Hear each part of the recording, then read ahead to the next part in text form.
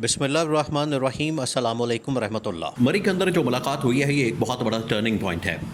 और इसके बाद शरीफ ख़ानदान के अंदर सियासत भी बहुत ज़्यादा खुल चुकी है और सियासत हो रही है शरीफ ख़ानदान के अंदर भी, जहाँ पर ये जो शरीफ ख़ानदान है उसमें ख़ास तौर पर जो नवाज़ शरीफ और मरीम नवाज़ दोनों अपनी सियासत कर रहे हैं और अपने कार्ड्स खेल रहे हैं, अपनी शतरंज की चालें चल रहे हैं।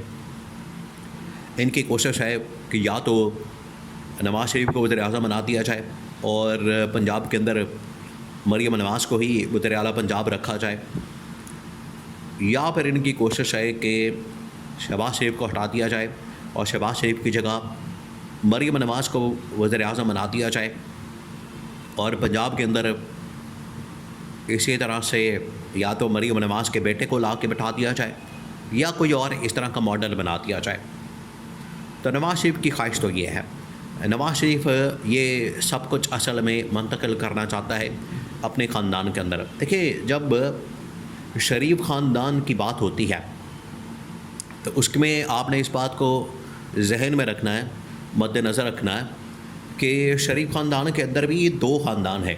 एक है नवाज़ शरीफ ख़ानदान और दूसरा है शहबाज शरीफ ख़ानदान। ये जो दो ख़ानदान हैं असल में इनकी आपस में चपकलश, असल में इनकी आपस में सियासत, असल में इनकी आपस में टकराव और इनकी जो आमने सामने की सूरत हाल पैदा होती है।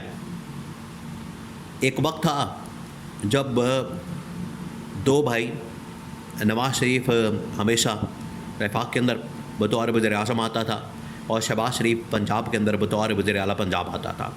तब तक तो मामला ठीक थे, लेकिन ये जो पिछला इलेक्शन हुआ है 2024 का, लंदन प्लान के मुताबिक यहाँ पर बनना था वज़ीर-ए-आज़म किसने?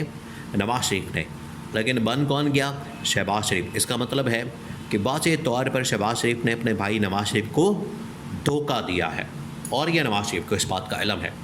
अब नवाज़ शरीफ असल में उस धोखे का मुदावा करना चाहता है, उस धोखे का अजाला करना चाहता है और उस धोखे से किसी तरह से निकलना चाहता है और शहबाज शरीफ को उस सीट से हटाना चाहता है जो धोखे से शहबाज शरीफ ने हासिल की।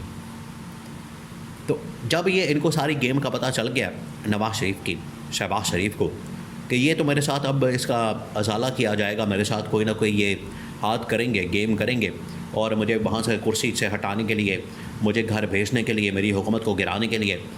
देखिए, लगते तो ये आपस में भाई हैं, लेकिन जब इक़्तिदार की जंग होती है, जब हुकूमत की जंग होती है, जब पावर की जंग होती है, तो फिर उसमें कोई रिश्तेदारी, कोई उसमें बहन भाई, कोई उसमें माँ बाप, कोई नहीं देखा जाता। उसमें फिर सिर्फ़ और सिर्फ जंग होती है इक़्तिदार की, पावर की, हुकूमत की।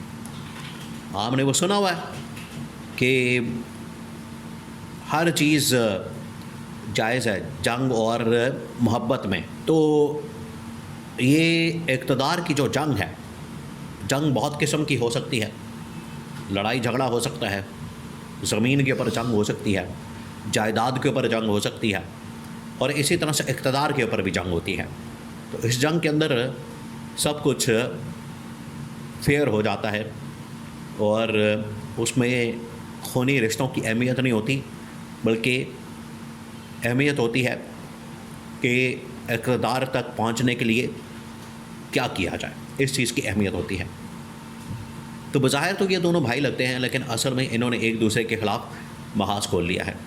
नवाज़ शरीफ को मशवरा दिया जा रहा है कि आप इस्टेब्लिशमेंट के ऊपर प्रेशर बिल्डअप करने के लिए इमरान खान के पास चले जाएं, उससे मुलाकात कर लें, मीटिंग कर लें।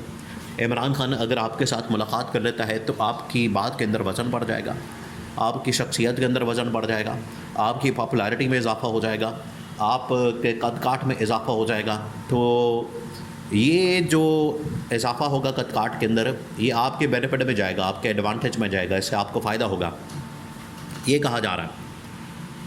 उधर शहबाज शरीफ को भी यह मशवरा दे दिया गया। शहबाज शरीफ की फैमिली, शहबाज शरीफ के इर्द गिर्द के लोग, शहबाज शरीफ की काबीना, दोस्त अहबाब, इधर उधर दाएँ बाएँ, उन्होंने शहबाज शरीफ को मशवरा दिया है कि शहबाज शरीफ साहब, इससे पहले कि नवाज़ शरीफ को गेम डाल दें, नवाज़ शरीफ को चाल चले नवाज़ शरीफ अपनी कोई सेटिंग कर ले और नवाज़ शरीफ अपने आप को ऊपर लाने के लिए या मरीम नवाज़ को ऊपर लाने के लिए कोई चाल चल दे, इससे पहले आप जाए और इमरान खान को जप्पी डाल लें। वहाँ पर इमरान खान के साथ जप्पी डाल लेंगे तो ये आपके फ़ायदे में चला जाएगा, इससे पहले कि नवाज़ शरीफ जाए और नवाज़ शरीफ जाके इमरान खान से मुलाकात कर लें। ये अब शहबाज शरीफ को मशवरा दिया जा रहा है और शहबाज शरीफ के लिए ये बहुत मुश्किल काम है, बड़ा मुश्किल टास्क है, बहुत मुश्किल एक सिनेरियो है कि शहबाज शरीफ किस मुँह से जाए। यानी वही हुकूमत जिसका सरबरा शहबाज शरीफ, जिस हुकूमत ने इमरान खान के ख़िलाफ़ इंतकामी कार्रवाई की, पॉलिटिकल विक्टिमाइजेशन की, इमरान खान के ऊपर केसेस मुकदमात, बहनों के ऊपर, बच्चों के ऊपर, भांजों के ऊपर भरमार की, तो शहबाज शरीफ अब किस मुंह से जाए इमरान खान के पास? एक ही हाल है कि जाके माफ़ी मांग ले।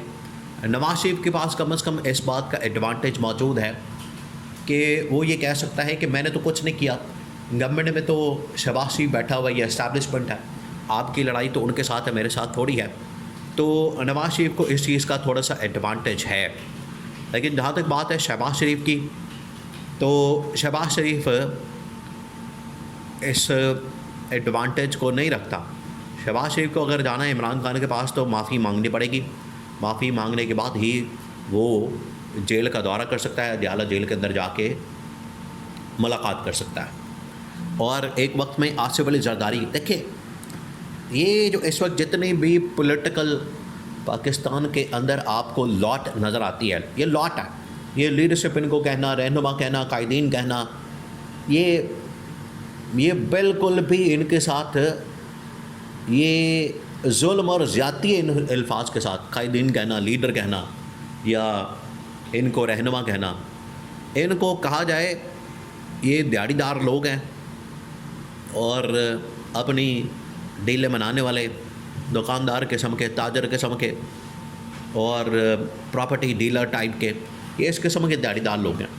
जब भी इनकी ज़रूरत पड़ती है, आसिफ अली जरदारी को भी कहा गया कि जाएँ आप इमरान खान के पास, बिलावल को कहा गया कि आप जाएँ इमरान खान के पास, नवाज़ शरीफ को कहा जा रहा है और अब शहबाज शरीफ को भी ये मशवरा दिया जा रहा है कि जाओ जाके इमरान खान से माफ़ी मांग लो। इसी में तुम्हारी भलाई है और इसी के अंदर ही तुम्हारा इक़्तिदार छुपा हुआ है, इसी के अंदर तुम्हारी हुकूमत है और इसी के अंदर ही हुकूमत का दवाम, तुम्हारी हुकूमत का तूल निकल सकता है। वरना ये अगर इमरान खान ने बात बढ़ा ली इस्टेब्लिशमेंट के साथ या किसी और के साथ, तो फिर अपना बोरिया बिस्तर लपेट के तो घर चले जाओ। ये अब इनको कह दिया गया, शहबाज शरीफ को कहा गया कि अगर चाहते हो इक़्तिदार तो इमरान खान से मुलाकात लाजमी है।